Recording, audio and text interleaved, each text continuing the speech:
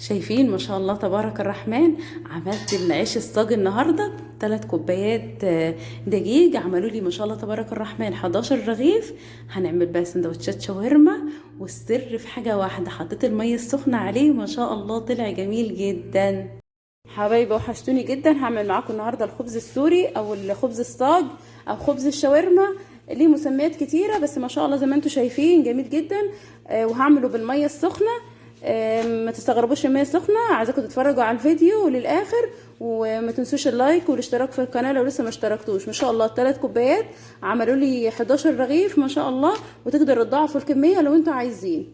يلا نبتدي مع بعض الفيديو، وما تنسوش اللايك يا حبايبي.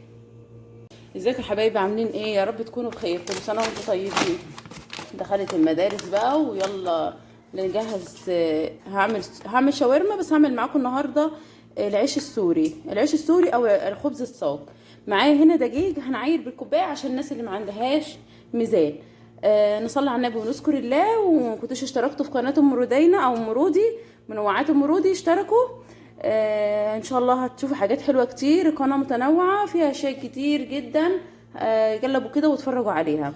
هنعمل مع بعض العيش الصاج، بس انا هعمله بالميه السخنه، وما تستغربوش هيطلع احلى عيش معاكم. وما شاء الله تقدر تحطيه في الفريزر، هيبقى جميل خالص. انا معايا كوبايه اهي، كوبايه، وادي التانيه. نصلي على النبي ونذكر الله. اللهم صل وسلم وبارك على سيدنا محمد وعلى اله وصحبه اجمعين. اللهم اشرح لي صدري ويسر لي امري. دي تالت كوبايه، 3 كوبايات اهي. هعمل مقدار 3 كوبايات. هعمل عيش سوري. دي 3 كوبايات ماشي. هنحط عليهم معلقتين زيت، مقدار معلقتين زيت، اي زيت عندك، زيت زيتون، زيت عادي. ادي معلقه ودي التانية خلاص. ومعايا كمان ملح، هستخدم ملح البحري زي ما علمتكم قبل كده ان انا بستخدم الملح البحري احسن من الملح اللي هو التاني ده. ما تكتروش ملح، رشه ملح كده حلوه. يلا اعملوا لي لايك لو لسه اول مره تشوفوا قناتي، اعملوا لي لايك للفيديو. معايا الميه بقى السخنه، اجيب معلقه بس عشان الميه تبقى سخنه جامد. ميه سخنه بتغلي،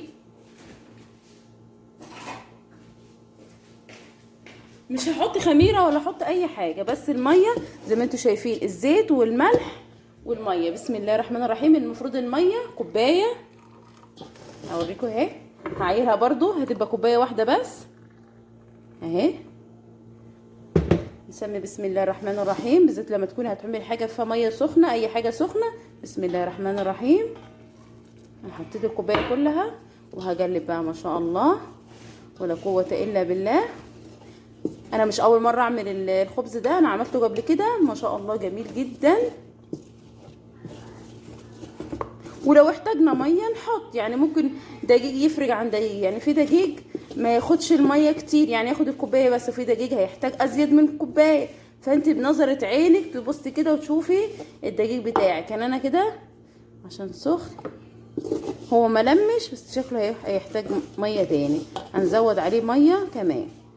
وبعد كده نعجن لان كده مفرول خالص. بسم الله الرحمن الرحيم. انا استخدمت الدقيق النهارده دقيق فوم.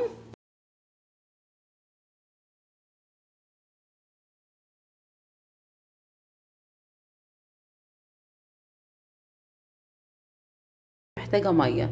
دلوقتي انا بقى بلم العجينه بعد ما هدت شويه.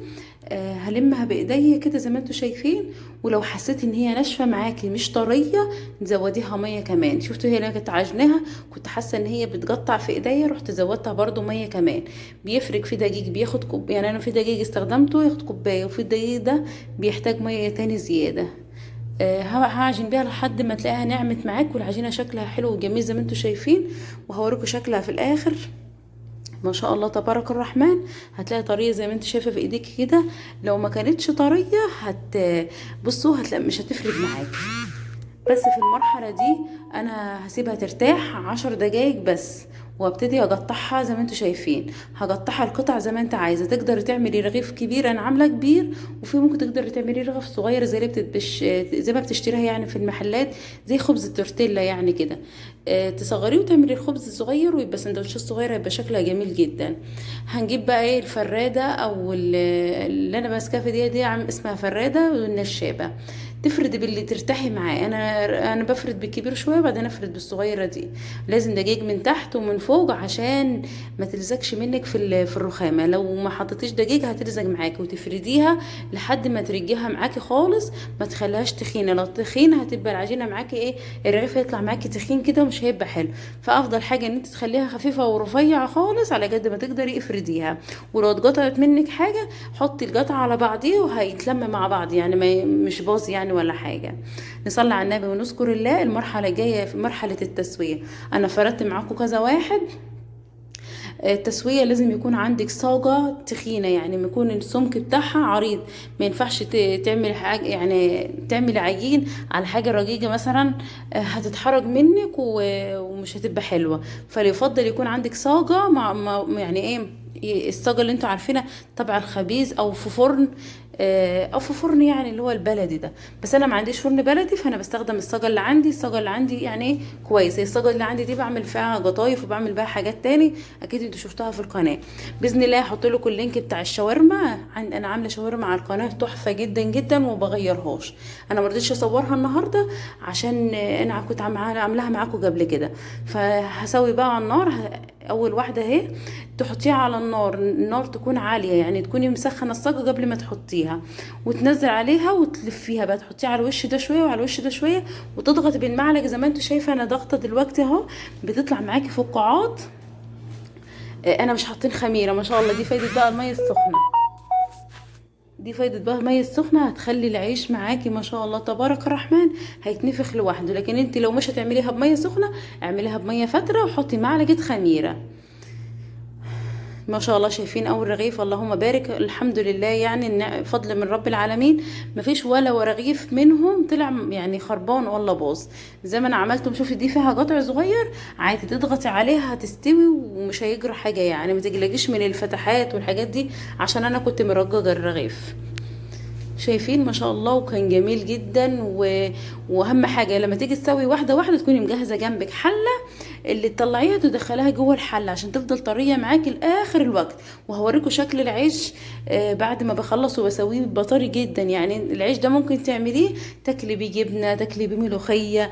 والله انا هجربه مره اعمل بيه. انا دايما بعمله الخبز السوري، يعني الخبز السوري ده او الصاج للسندوتشات اللي هي الشاورما. ما جربتش ان انا اكل بيه كده. في رقاق طري اتعلم من واحده صاحبتنا، ان شاء الله هعمله لكم. بس ده بنحط له بقى زبده ولبن بيبقى جميل جدا طعم. هعمله لكم ان شاء الله. خلاص بقى انا خلصت اللهم بارك. طلعوا معايا اللهم صلي على النبي كده ايه 11 رغيف زي ما انتم شايفين. يا رب فيديو النهارده لو عجبكم اشتركوا في القناه، لو لسه ما اشتركتوش اشتركوا واعملوا لي لايك.